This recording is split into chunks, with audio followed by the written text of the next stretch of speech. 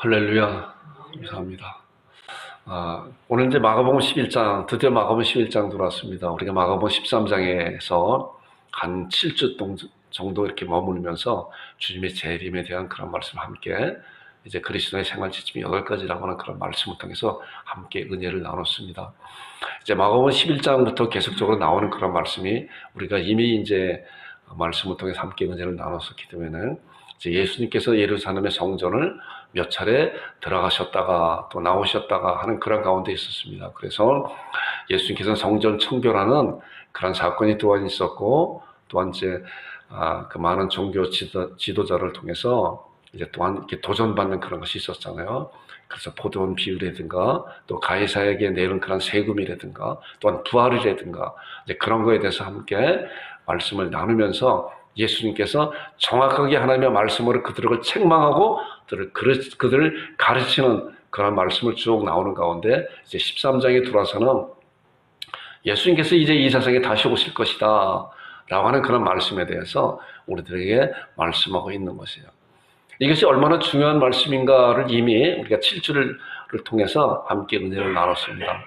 여러분들과 제가 이런 말씀을 마음에 신앙하면서 또 마음에 다지면서 주님이 오시는 그날까지 우리는 이 세상에서 어떻게 살아갈 것인가, 또한 어떻게 살아낼 것인가에 대해서 스스로 잘 신앙을 살펴보고 말씀으로 다져지는 여러분들과 제가 되기를 주님의 이름으로 축원드립니다.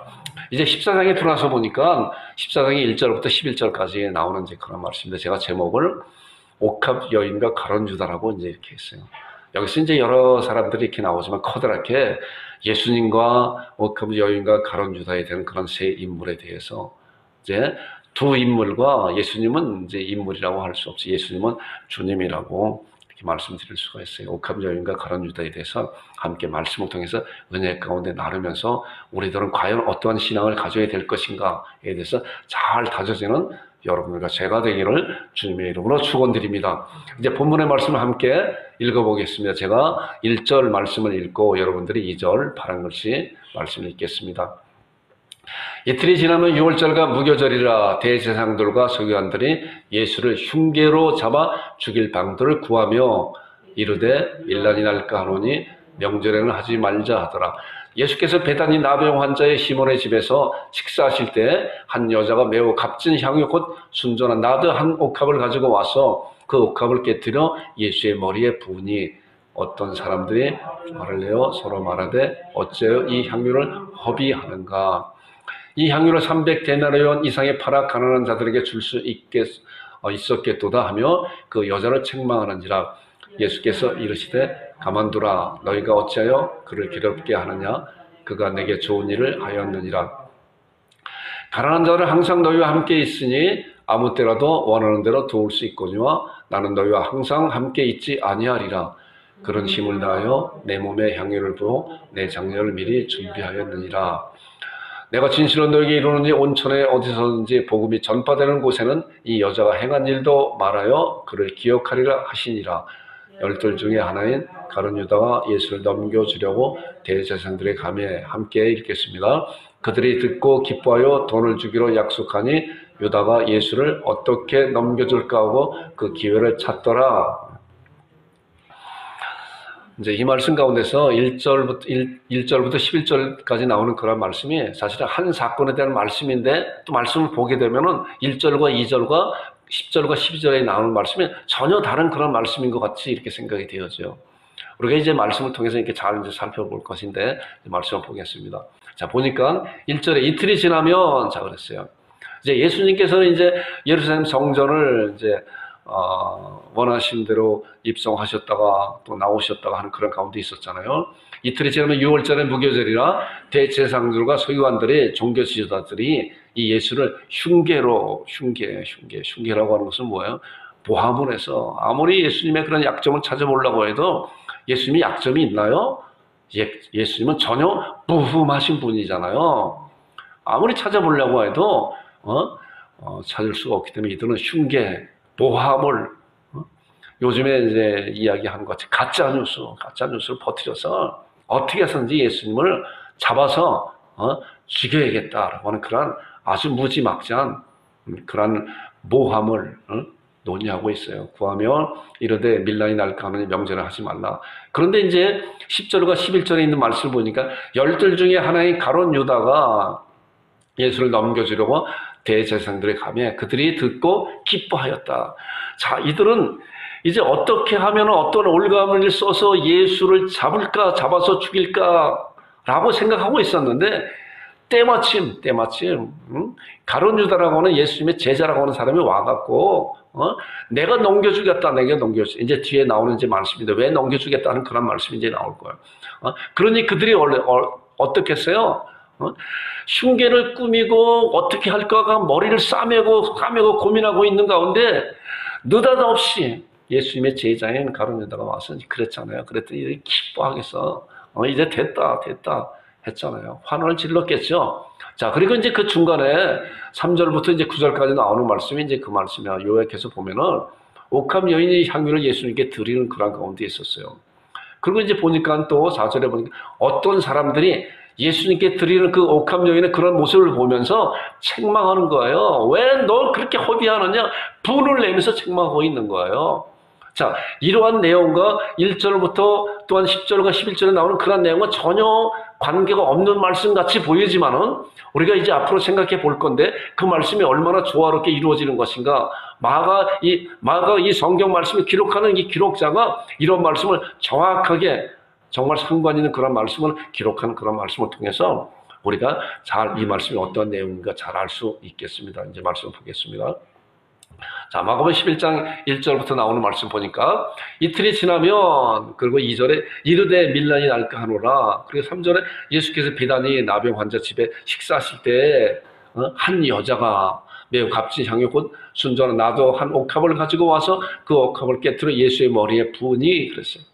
자, 그리고 나오는 말씀이 어떤 사람들이 그래. 4절에 보니까 이 어떤 사람들이 화를 내어 서로 말하되 어째 이 향유를 허비하느냐. 자, 이 여인은 예수님한테 그 정말 나드 한 근 300데나리온이나 되는 그런 나드 한 근의 그 가치는 이제 보니까 그 하루 일한 품삯이 한 데나리로 합니다. 그러니까 300일 거의 1년 되는 그런 가치 있는 그런 것을 예수님이 한꺼번에 버리겠어요. 한꺼번에. 이들의 눈에는 한꺼번에 버려서 이것을 허비하느냐라고 이렇게 보는 거예요.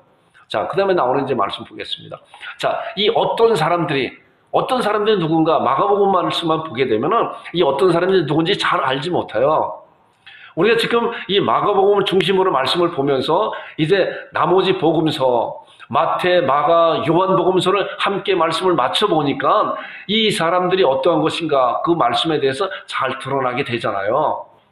그래서 하나님께서는 성경 말씀을 기록하면서 곳곳에 보물들을 숨겨놨다는 거예요. 보물들을. 드러나는 보물들을 숨겨놔서 우리는 그런 보물을 찾아내야 되는 거예요. 찾아내야 돼요.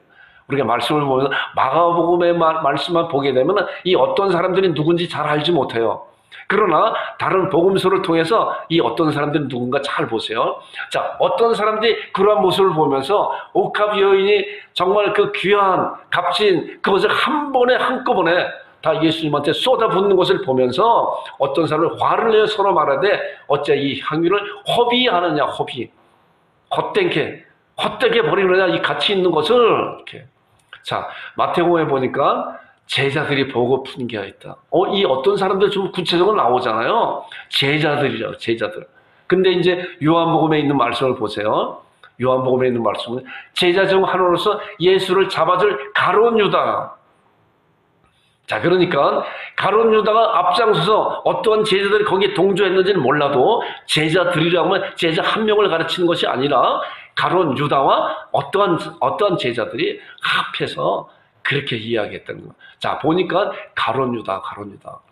그러니까 아까 우리의 본문에 나오는 그런 말씀 보니까 10절과 1절에 나오는 말씀, 가룟 유다가 나오는 거다.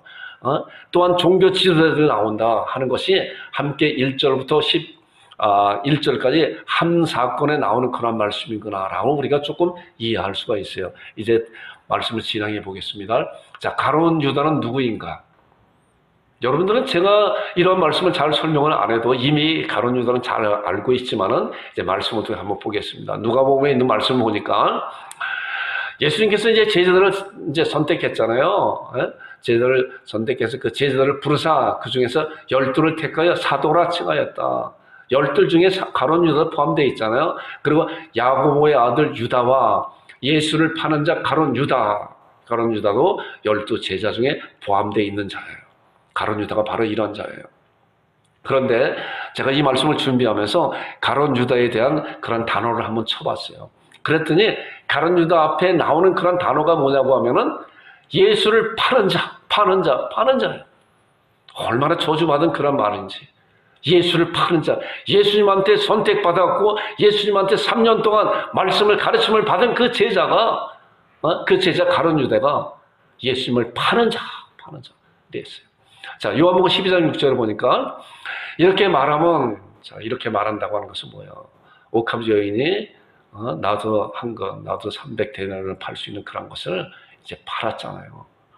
발굴한 것을 모습을 보면서 이렇게 말하면 가난한 자들을 생각함이 아니요, 그는 도둑이라. 가룟 유다가 뭐예요? 도둑이라. 사도 요한이 기록한 요한복음의 말씀 보니까 가룟 유다는 도둑이라. 돈깨를 맞고 거기에 넣는 것을 훔쳐가는 그런 도둑이다. 가룟 유다가 바로 그런 자들이에요. 가룟 유다가 그런 자예요.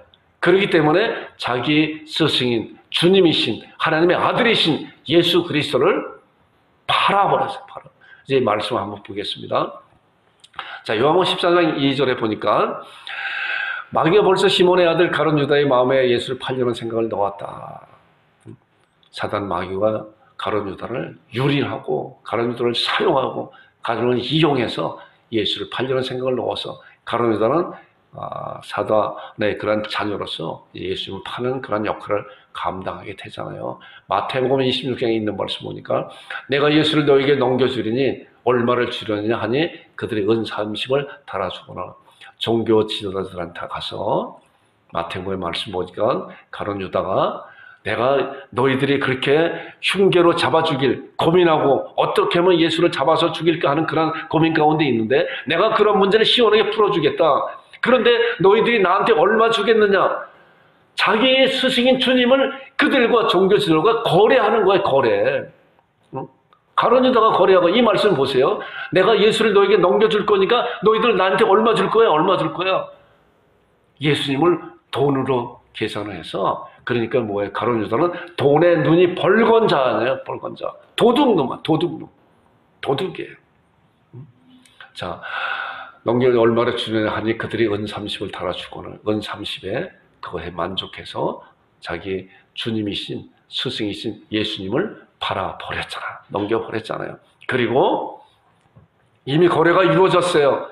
자, 14절에 마가복음 14절에 보니까 인자는 자기에 대해 기록한 대로 가거니와 인자를 파는 그 사람에게는 화가 있으려다. 이것이 바로 가룟 유다가 당할 예수님께서 이제 가룟 유다를 향해서 말씀하고 있는 거예요. 인자는 자기에 대해 기록한 대로 가거니와. 그렇잖아요. 인자를 파는 그 사람에게 화가 있으리로다. 그 사람은 차라리 나지 아니하였더라면 자기에게 좋을 뻔하였다. 좋을 뻔하였다. 가룟 유다가 얼마나 비참한 사람인가.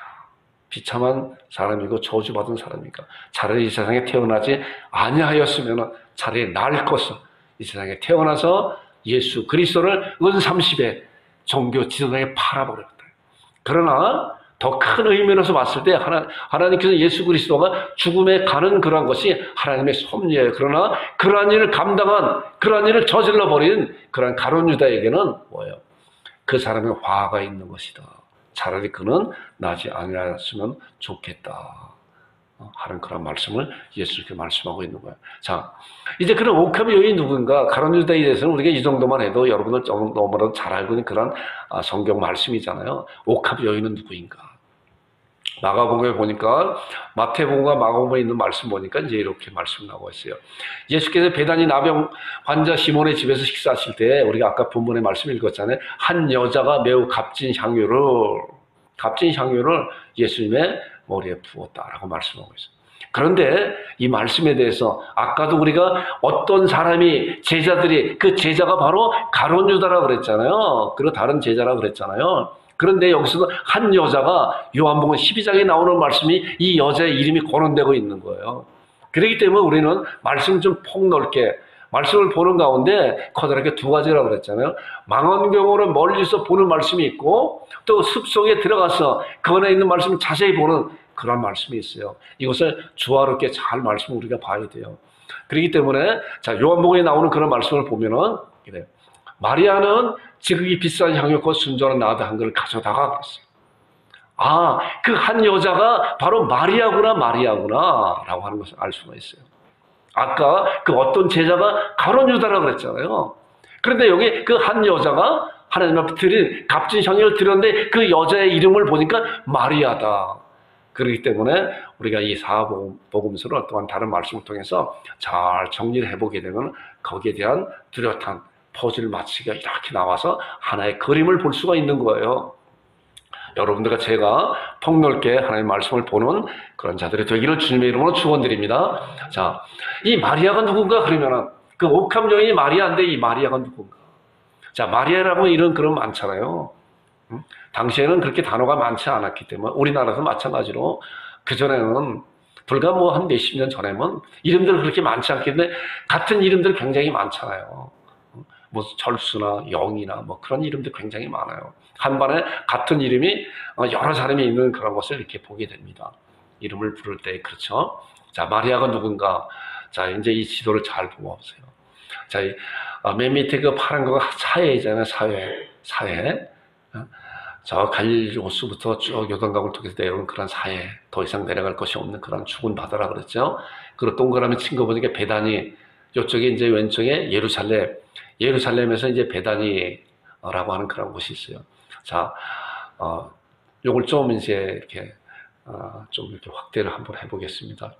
자, 요것이 이제 예루살렘 성전을 이제 이렇게 그림을 그려놓은 것이고, 자, 베다니는 이제 오른쪽에 밑에 이제 그 동그라미 쳐놓은 거죠, 빨간 거로. 그래서 베다니에서 예루살렘까지 거리가 성경에 보시기에 약 5리 정도 된다고 그랬어요. 자, 5리라고 하면은 키로수로 약 한 2km 된다고, 약 2km 약간 못 되는데, 2km 되는데, 2km면은 우리 양국에서 한 마성 정도 가면 2km 정도 될까요? 그렇기 때문에 예루살렘 그 시에서 베단이라고 하는 그런 곳은 약 2km 정도 이렇게 떨어진 그런 곳이라고 이 지도를 통해서 우리가 알 수가 있어요. 이런 것을 잘 생각을 하면서 말씀을 보시기 바랍니다.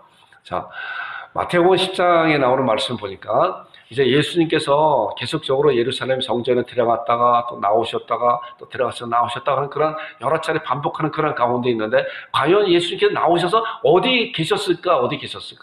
성경은 정확하게 그런 말씀에 대해서 잘 기록하고 있지 않아요. 그러나 우리가 말씀을 통해 추측해 볼 수가 있는데, 자, 마리아의 언니가 마르다고 그 오빠가 이제 나사로거든요. 자, 나사로와 마르다와 마리아라고 하는 그런 그 세 남매가 이제 베다니에서 살고 있는데, 예수님께서는 베다니 그 나사로 집에 한 번 방문한 그런 사실을 성경에는 정확히 기록하고 있지만은 말씀을 통해서 보니까 베다니에 여러 번, 나사로 집에 여러 번 가셨구나라고 하는 것을 우리가 추측해 볼 수가 있어요. 왜냐고 하면은 이 말씀을 보니까 마태복음에 있는 이 말씀은 예수님께서 이제 제자들을 전도하러 이제 보내게 돼요. 그러면서 그들에게 당부하는 거가 너희들이 어떤 성이나 마을에 들어가든지 전도하러 가면서 어떤 성이나 마을에 들어가든지 이렇게 해라라고 해요.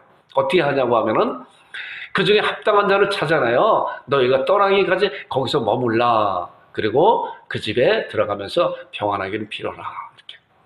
예수님께서 제자들이 그렇게 가르쳤어요. 그러면은 그렇게 가르쳐 주심을 그런 예수님 본인은 어떻게 하셨을까요? 예수님은 당연히 그렇게 하셨죠. 그렇게 이제 그 다음에 나오는 이제 말씀을 보겠습니다. 보면은 자, 마리아는 누군가라고 하는 그런 말씀. 누가복음 이제 10장과 요한복음 11장에 이제 그런 마리아와 마르다와 나사로에 대한 그런 말씀이 이렇게 좀 자세히 나오고 있거든요. 그런 말씀을 정확하게 이렇게 잘 정황을 보면서 이러한 말씀을 잘 알아야 마리아가 누군가, 그래야 우리가 본문에 나오는 말씀에 대해서 예수님께서 그 값진 것을 부은 그런 자가 마리아인데 왜 그렇게 부었을까라고 하는 것을 알 수가 있는 거예요. 자, 누가복음 10장에 있는 말씀을 보니까 이 말씀이야.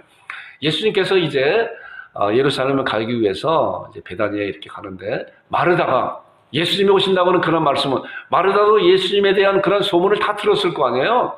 그리고 정말 쫓아나가서 예수님께서 이제 우리 집에 오십시오. 우리 집에 오십시오. 그리고 예수님을 자기 집으로 베다니에 있는 자기 집으로 영접하였죠. 이 말씀 보니까 마르다가 집으로 영접하여 식사를 하려고 분주한데 자 그런데 동생 마리아는 예수님 발치에 앉아서 주님의 말씀 듣더라. 자 이제 마르다는 예수님을 자기 집으로 초청했기 때문에 이제 예수님과 그 제자들에게 이제 대접할 걸 준비해야 되잖아요. 제가 이제 이런 말씀을 이렇게 보면서 이런 생각이 들어요.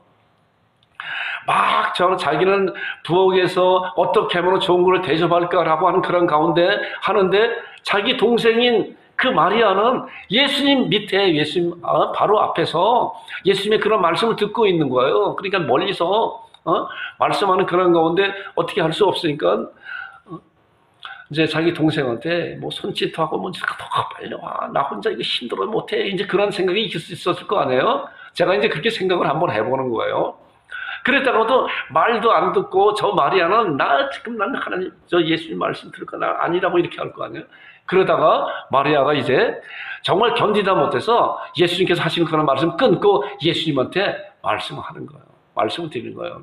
뭐라고 말씀을 이제 예수님한테 예수님 나 혼자 이런 일을 하는데 저 마리아도 나의 일을 좀 도와줘야 예수님과 그런 제대로 내가 대접하지 않겠느냐라고 하는 그런 말씀을 하는 거예요. 그랬더니 예수님께서 하시는 말씀이 주님께서 마리아는 이런 좋은 일을 너는 분주하지만 마리아 이런 좋은 일을 택하였다라고 하는 거예요. 자 이런 말씀을 통해서 볼 때 마리아는 예수님에 대해서 특별한 심정, 특심을 가졌어요. 열정을 가진 거예요. 지금 먹는 것이 중요하지 않다. 자기 언니와 좀 다른 거가 언니는 예수님한테 어떻게 좋은 것을 대접할 수 있는 것인가 라고 하는 것을 생각하고 있었지만은 그런데 마리아는 달라요. 마리아는 달라요. 지금 먹는 것이 중요한 것이 아니다. 나는 예수님의 입에서 나오는 그런 말씀을 듣기 원한다라고 예수님 바로 앞에서 말씀을 듣고 있었잖아요.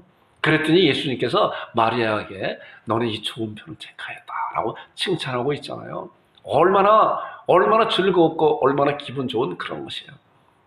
물론 대접하는 그런 것도 굉장히 중요한 것이죠. 이 말씀 가운데 말씀하고자 하는 그런 것은 마리아가 바로 이러한 예수님에 대해서 특별한 심정을 특심을 가지고 열정 있는 그런 마음을 갖고 있는 그러한 자라고 하구나라고 우리가 이런 말씀을 통해서 조금이나마 알 수가 있어요.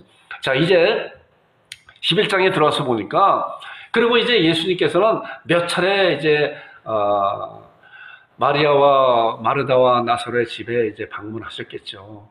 아까 정확하게 한 번에 대한 그런 말씀이 나오고 있지만은 예수님께서 그래서 이제 예루살렘을 향한 그런 가운데 그 거처하는 전진기지라고 할 수 있잖아요. 이제 등산하는 분들이 베이스 캠프를 친다고 하잖아요. 정상을 도전하기 위해서 거기서 있다가 올라갔다 내려왔다 하는 그런 가운데 있다고 하잖아요. 그러니까 예수님께서도 바로 이제 예루살렘을 가기 위한 그런 가운데서 많이 베다니 이제 나사로와 마르다와 마리아 집에 기고하지 않았을까라고 하는 그런 생각을 갖게 됩니다. 그런 가운데 요한복음 11장에 들어와서 이제 말씀을 보니까 이 말씀 잘 보세요. 자, 예수께서 본래 마르다와 그 동생 나사로를 사랑하시더니 오빠 나사로가 병들었다 그랬어요. 자, 오빠가 나사로가 병들었으니까 마르다와 마리아는 어떻겠어요? 예수님이 계셨으면 나을 것이다. 그러니까 예수님께서 사람을 보내서 빨리 예수님 오세요 라고 사람을 보냈겠죠. 자, 3절과 4절에 나오는 말씀인데 이에 그 누이들이 예수님께 사람을 보내어 이르되 주여 보시옵소서 사랑하는 자가 병들었습니다. 그러니까 빨리 오셔서 그 사랑하는 마르다와 마리아 사랑하는 그 또한 나사로 그 오빠가 병들었는데 빨리 예수님께 오셔서 병을 고쳐주세요 라고 그랬어요. 그랬더니 예수님께서는 어땠어요? 예수님은 바로 오셨나요? 바로 오시지 않았어요. 이제 그 다음에 나오는 말씀 보세요. 자, 20절의 말씀 보니까 이제 그 오빠 나사로는 이미 이제 예수님이 오시기 전에 예수님께서는 지체하는 그런 가운데 있었기 때문에 예수님이 오시기 전에 이미 나사로는 세상을 떠나고 말았죠. 죽고 마른 거예요. 그리고 3일이 지나고 4일이 되기 때문에 이제 그 몸에서는 이제 냄새가 나는 그런 가운데 있었죠. 무덤에서 있었어요. 그런 가운데 예수님께서 이제 아니 나사로가 살아있을 때 병들었을 때 죽기 전에 빨리 오시라고 기별을 보냈는데 그때는 오시지 않고 이미 나사로가 죽은 지 사흘이 되고 난 다음에 그때서야 예수님께서 오신다는 소식을 듣고 마리아가 예수께서 오신다는 말을 듣고 어떻게 했어요? 곧 나가서 맞이하였다고 그랬어요. 그런데 우리가 지금 마리아는 누구인가에 대해서 보잖아요. 마리아는 어떤가 보세요. 마리아는 집에 앉았더라 그랬어요. 그렇잖아요. 마르다는 쫓아나갔어요, 예수님한테. 그런데 마리아는 안 갔어요. 왜 안 갔을까요? 얼마나 원망했을까요? 지금 이제 다 끝났습니다. 이제 오셔봐야 소용이 없어요. 마르다나 마리아가 예수님께 오신다는 소식을 들었어요. 그러나 이미 자기 오빠 나사로가 죽은 지 사흘이 되었기 때문에 이제 냄새가 나는 그 시즌이 되었기 때문에 이제 예수님께서 오셔도 이제는 소용없습니다. 라고 하는 그런 생각을 마리아가 갖지 않았을까 하는 생각이 들어요. 마르다는 쫓아나갔어요. 그런데 마리아는 가지 않았어요. 집에 앉았어요. 그런 소식을 듣고도. 자, 이게 마리아의 생각이에요. 자, 그 다음에 나오는 말씀 보세요. 그래서 마르다는 예수께 여짜오되 예수님을 만났죠. 주께서 여기 계셨더라면 내 오래가 죽지 아니었습니다. 그랬어요. 그리고 이제 그 뒤에 나오는 그런 말씀을 제가 읽어볼 테니 잘 들어보세요. 이 말씀 좀 23절부터 나오는 말씀인데 예수께서 이르시되 네 오라비가 다시 살아날 것이다. 마리아가 그랬죠. 마르다가 주님께서 여기 빨리 오셨으면은 내 오라버지 나사로가 죽지 않았을 텐데 라고 하는 그런 원망 섞인 말로 예수님께 말했잖아요. 그랬더니 예수님께서 하시는 말씀이 예수께서 이르시되 내 오라비가 다시 살아날 것이다. 마르다가 이르되 마지막 날 부활 때는 내가 살아날 줄 내가 압니다. 그랬더니 예수께서 이르시되 나는 부활이요 생명이니 나를 믿는 자는 죽어도 살겠고 무릇 살아서 나를 믿는 자는 영원히 죽지 아니하니 이것을 내가 믿느냐. 그리고 27절에 보니까 주여 그라오이다. 주는 그리스도시요 살아계신 주님 그리스도시요 세상에 오시는 하나님의 아들이신 내가 믿습니다. 이 고백도 마르다의 이 고백도 우리가 베드로의 그런 고백과 같은 고백이잖아요. 주는 그리스도시요 살아계신 하나님의 아들입니다. 예수님과 만나는 그런 가운데 마르다의 고백이 주는 그리스도시요 세상에 오시는 하나님의 아들인 줄 내가 믿습니다. 그런데 그런 것을 믿지만은 이제 죽은 지 나흘이 되고 냄새가 나는 우리 오빠는 살려줄 수 없다라고 하는 그런 가운데 그런 생각이 은연중에 마음 가운데 있는 거예요. 그리고 이제 28절에 보니까 이 말을 하고 돌아가서 가만히 그 자매 마리아를 불러 말하되 선생님이 오셔서 너를 부른다. 자, 마리아한테 와서 집에 앉아 있는 마리아에게 마르다가 예수님을 만나고 난 다음에 와서 예수님이 너를 부른다. 그랬더니 이제 그 다음에 나오는 말씀이 이거예요. 잘 보세요. 마리아가 어떤 행동을 취하나. 집에 앉아있고, 언니나 가세요. 나는 이제 우리 오빠는 다 죽은 지 나흘이 되기 때문에 이제 다 끝났어요. 예수님이 오셔봐야 소용이 없어요. 라고 그런 가운데 만나러 가지 않았었잖아요. 그런데 언니 마르다가 예수님을 만나고 나서 마리아에게 선생님 너를 부른다 라고 하니까 마르다가 한 행동이 어떤 거 보세요. 마리아가 이 말을 듣고 급히 일어났어요. 우리가 이러한 단어에 대해서 어때요? 아브라함이 하나님께서 내 사랑하는 독자 아들을 데려라. 아침에 일찍 일어났다는 거예요. 즉시 순종하는 거예요. 얼마나 중요한 것이 몰라요. 급히 일어나 예수님께 또한 이제 다른 말씀이지만 예수님께 나아갔어요. 왜 나갔을까요? 원망이 가득 있어요. 원망이 마리아가 이제 마찬가지로 예수님 앞에 가서 마리아가 예수님 가서 배웠고 그 발 아래 엎드려. 자, 이 말씀을 보니까 이 마리아의 이런 열정이 것이 있어요. 그 성격대로. 그 발 아래 엎드려서 주님이 여기 이제 이런 말씀을 통해서 우리가 잘 이렇게 생각을 해보면 그런 거예요. 원망 섞인 말씀으로 주님이 여기 계셨으면 내 오래가 죽지 않았습니다. 이제 와서 뭐 하겠습니까? 이제 와서 원망 섞인 말씀을 하나님께 다 토로하고 있는 거예요. 그러면서 통곡하고 있는 거예요. 통곡하고 얼마나 자기 오빠가 죽은 것이 얼마나 안타까운 그가 있으면 며칠이 지나도록 정말 식음을 전폐하는 가운데 이렇게 울지 않았을까 하는 그런 생각이 들어요. 그런 가운데 예수님께서 오신다고는 그런 말을 듣고 예수님이 이제 오시면 소용없습니다. 그런데 언니 마르다가 예수님의 그런 소식을 듣고 이제 전하잖아요. 그리고 예수님 앞에 가서 다 원망 섞인 마음을 다 토로해 버릴 거예요. 주님께서 빨리 오셨으면은 우리 오빠가 죽지 않았을 텐데 이제 오셔서 어떻게 할 겁니까? 어떻게 할 겁니까? 하고 말씀하고 있는 거예요. 자, 그 다음에 33절에 보니까 그 말씀이에요. 자, 예수께서 그가 우는 것을 보고 그러잖아요. 통곡하면서 주님이 여기 빨리 오셨으면은 우리 오빠가 죽지 않았을 때 이게 뭡니까? 이게 뭡니까? 라고 하는 거예요. 이렇게 하소연하는 거예요. 그리고 또 함께 마리아를 위로하러 왔던 그런 사람들도 같이 울면서 나사로가 죽은 그런 모습을 보면서 같이 울면서 슬퍼하는 그런 가운데 있어요. 그런데 예수님께서 심령이 비통히 여기시고 그를 불쌍히 여기셨다. 그리고 예수님께서 이제 무덤에 가보자. 무덤에 갔잖아요. 우리가 이런 사실을 너무나 잘 아는 그런 내용이잖아요. 그리고 무덤에 돌을 옮겨 놓으라 그랬더니 어땠어요? 이미 죽은 지 나흘이 됐기 때문에 냄새가 납니다 하는 그런 가운데 있어요. 자, 그런데 40절에 보니까 예수께서 이르시되 내 말이 내가 믿으며 하나님의 영광을 보리라. 상황을 보지 말아라. 내 말을 믿어라 그랬잖아요. 대표적으로 아브라함의 믿음이 그랬잖아요. 아브라함은 상황을 보지 않았잖아요.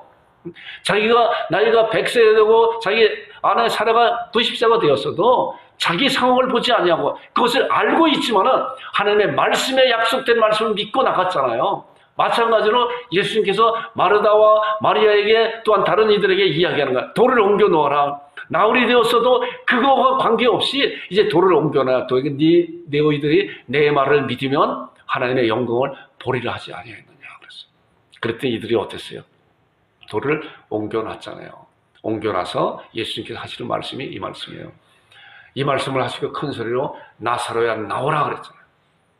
그랬더니 죽은 자가 수족을 베고 동인채로 나오는데 그 얼굴은 수건에 쌓였고 예수께서 이르시되 풀어놓아 다니게 하라 그랬어요. 이러한 놀라운 광경을 마르다가 최초의 슬픔 가운데 있었던 그런 마르다가 어땠어요? 최고의 기쁨을 누리게 되잖아요. 자기 눈앞에서 그렇게 정말 슬퍼하고 안타까워했었던 그런 오빠 나사로 사랑하는 그런 오빠가 죽었는데 그런 슬픔 가운데 그런 원망을 예수님은 다 퍼부고 있는데 그런데 예수님께서 그러한 그 심정 가운데 그러한 상황 가운데 죽은 나사로 그 오빠를 살려주었잖아요. 그런 것을 목도한 마리아 아니에요. 우리가 이런 사실을 생각을 하면서 이제 본문 말씀 보세요. 자, 이틀이 지나고 1절 2장과 3절부터 보니까 예수께서 베다니 나병 환자 시몬의 집에 식사하실 때 한 여자가 마리아가 매우 값진 향을 곧 순전 나드 한 거를 가지고 그 옥합을 깨뜨려 예수의 머리에 부으니 이것이 아까운 건가요? 너무나도 부족한 것이죠. 지금 마리아의 그 심정이 어땠어요? 죽은 가운데서 살리는 정말 최초의 절망 가운데 있다가 큰 기쁨을 우리는 그 기쁨이기 때문에 자기의 모든 것을 모자란 거예요. 부족한 거예요. 그런데 어떤 사람들, 가룟 유다를 비롯한 그 어떤 제자가 그것을 보면서 어떤 사람들 화를 내어 서로 말하되 어째 이 향유를 협의하는가. 극명한 대조를 이루잖아요. 마리아는 그 심정 가운데 우리도 마찬가지로 하나님께 주시는 그런 은혜 가운데 하나님 앞에 드려지는 거예요. 마리아가 절망 가운데 예수 그리스도를 만나면 큰 기쁨을 얻었잖아요. 자기의 눈앞에서 자기가 사랑하는 그런 오빠 나사로가 죽음을 보았고 그 슬픔 가운데 있다가 그 죽은 나사로를 예수님의 능력으로 말미암아 살림을 받는 그런 것을 눈으로 보고 경험했잖아요. 그러니까 이 나드 한 건도 부족한 거예요. 이 값진 향후도 부족한 거예요. 그런데 이들은 어땠어요? 가룟 유다 도둑놈이라고 하는 그런 가룟 유다 그는 그것을 보면서 그것을 팔아서 헌금으로 드리고 돈배에 놓으면 내가 차지할 건데 라고 한 거예요. 그러잖아요. 이렇게 극명한 대조를 보이고 있는 거예요. 자, 그래서 보니까 예수님께서 그런 모습을 보면 마리아가 드리는 그런 모습을 보면서 그들을 책망하고 있는 거예요. 그가 내게 좋은 일을 하였다. 그를 괴롭게 하지 말아라. 좋은 일을 하였다. 가난한 자들은 항상 너희와 함께 있으니 아무 때라도 원하는 대로 도울 수 있거니와 나는 너희와 항상 함께 있지 아니하리라. 자, 8절에 있는 말씀 한번 같이 읽어보겠습니다. 시작. 그는 힘을 다하여 내 몸에 향유를 부어 내 장례를 미리 준비하였느냐. 누가요? 마리아가 그 신앙이 회복되는 가운데 정말 주님은 그리스도의 살아계신 하나님의 아들입니다. 구원주이십니다. 이제 예루살렘에 마지막으로 예루살렘에 이제 원함이 아니라 예루살렘을 방문하는 그런 가운데 이제 마지막으로 예루살렘에 잡혀서 압송하는 그런 가운데 있잖아요. 잡혀 끌려가서 이제 십자가상에서 그런 구속의 은혜를 담당하려고 하는 그런 가운데 있을 때 이 마리아는 그런 사실을 알고 그런 힘을 다하여 내 몸에 향유를 부어 내 장례를 미리 준비했다라고 마리아를 향해서 엄청난 칭찬을 하고 있는 거예요. 얼마나 대조적인 그런 부분이에요. 다른 유다와 그 어떤 제자. 그런데 마리아는 뭐예요? 정말 힘을 다해요. 자기의 가장 값진 것을 주님 앞에 드려진 거예요. 자, 그 다음에 나오는 말씀 보게요. 내가 진실로 너에게 이르노니 온천에 다니며 복음이 전파되는 곳에 이 여자가 행한 대로 마리아의 그를 기억하라. 얼마나 놀라운 복된 축복된 말씀이에요. 복된 말씀이에요. 12명 중에 하나는 가룟 유다는 예수를 넘겨주려고 대자 생각하고 그를 넘겨줄까 하고 은 30의 거래가 이루어졌잖아요. 자, 이 말씀 보세요. 이제 예수께서 베다니 나병 환자 시몬의 집에 식사하실 때, 자 보세요. 한 여자가, 그 여자가 마리아잖아. 매우 값진 향유, 그 순전한 나도 한 옥합을 가지고 와서 그 옥합을 깨트려서 예수의 머리에 부었다. 그런데 정말 지금 말씀드린 것 같이 이 마리아의 그 신앙을 우리가 말씀을 통해서 보았잖아요. 예수 그리스도를 향한 그 감사함과 그 은혜에 견디지 못해서 이 한 옥합도 부족한 거 아니에요? 부족한 거 아니에요? 그렇지 않아요? 우리가 하나님께서 받은 그 은혜가 얼마나 엄청난 거예요. 어쩌다 여러분들이 그런 말씀 드리잖아요. 누가 나에게 내가 갖고 있는 그 은혜, 하나님께 받은 그 은혜를 100억에 팔아라. 팔겠어요? 안 팔아요, 안 팔아요. 그거보다 더 엄청난 돈을 준다고 해도 하나님께 주신 그 은혜를 팔겠냐고요. 안 파는 거예요. 이 은혜는 영원토록 있는 하나님의 놀라운 은혜이기 때문에. 그러나 그 물질이 아무래도 크다고 해도 그것은 잠깐 있다가 없어지는 안개에 불과한 거예요. 이런 눈을 올바로 우리가 봐야 되는 거예요. 가룟 유다는 눈이 멀어서 정말 주님을 알지 못하는 그런 가운데 주님을 은 30에 팔아 버리는 그런 자예요. 영원토록 저주받는 그런 자가 되어버린 거예요. 그러나 이 여인은 어땠어요? 마리아는 자기의 가장 좋은 것을 하나님 앞에 드린 거예요. 자, 그 다음에 나오는 말씀 보겠습니다. 자, 어떤 사람이 화를 내어 서로 말하는데 어째요? 이 향유를 허비하느냐? 마리아를 향해서 허비하느냐? 이 향유를 300데나리온을 이상에 팔아 가난한 자들에게 나눠줄 수 없겠느냐? 그리고 그 여자를 책망하였다. 어떤 사람이 누구라 그랬어요? 대표적으로 가룟 유다라 그랬잖아요. 자, 마태복음 26장 8절에 있는 말씀 보니까 제자들을 보고 분하게 여겼다. 무슨 의도로 이것을 허비하느냐, 허비. 마리아가 드린 그러한 드림은 너무나도 부족한 거예요. 최고로 드렸어도 주님 앞에는 너무나도 부족한 거예요. 그런데 이들이 보기에는 한낱 허비로 보고 분이 나와서 있다는 거예요. 자, 허비가 뭐예요? 가치 있는 것을, 정말 놀라운 가치 있는 것을 가치 없는 곳에 쏟아붓는 게 허비잖아요. 우리가 자녀를 키우고 있잖아요. 우리 자녀들에게 자기의 가정에 있는 가장 좋은 것을 주잖아요. 이게 허비인가요? 목숨까지도 주잖아요. 이게 허비인가요? 이거는 가치 있는 일이에요. 그러나 눈에 물질만 보는 그런 사람들의 허비로 보이는 거예요. 그것이 허비예요. 자, 이 말씀을 보겠습니다. 예수께서 이르시되 가만두어라. 너희가 어찌하여 그를 괴롭게 하느냐? 그가 내게 좋은 일을 하였다. 허비가 아니라 너희들 눈에는 허비와 너희들이 분을 내고 책망하고 있지만은, 그러나 그 여인이, 그 마리아가 나에게 가장 좋은 일을 하였다. 그리고 이제 8절에 있는 말씀 보니까 그는 힘을 다하여 내 몸에 향유를 부어 내 장례를 준비하였다. 내가 진실로 너에게 이르노니 온천에 어디선지 복음이 전파하는 곳에서 이 여자가 행한 일로 마리아의 그를 기억하리라 하시니라. 여러분과 제가 이런 저 마리아와 같이 정말 주님 앞에 최고로 드려지는 그런 제가 되기를 주님으로 축원드립니다. 우리 합심히 기도 이제 하겠습니다. 정말 우리는 마리아와 같은 그런 신앙을 갖고 있는 것인가? 나에게 받은 그런 은혜가 얼마나 크기에 그런 신앙에 대해서 정말 마리아가 자기가 가장 소중한 것, 가장 소중한 주 앞에 드려지는 그런 마리아의 신앙같이 우리도 그러한 자들이 되기를 주님의 이름으로 축원드립니다. 합심 기도하겠습니다. 예수님을 그리스도 확신하는 자가 되게 하여 주옵소서. 예수님 앞에 가장 귀한 것을 드리게 하여 주옵소서. 교회를 섬기는 것이 예수님을 섬기는 신앙으로 살아가게 하여 주옵소서. 이 시간 기도하겠습니다.